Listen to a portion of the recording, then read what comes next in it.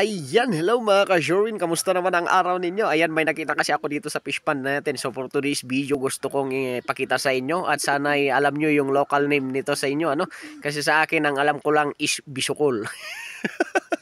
Basta bisukol lantan, anya. Ayan, sa mga Ilocano na kagaya natin, basta kuhol na lang, ano, yun na yun. Ayan, bahala na, tuldok na. Ayan, tignan natin kung ano to. Ayan, so yan po yung nakita natin dito sa ating fish pond. Napakalaki niyang kuhol. Ayan, bisukol.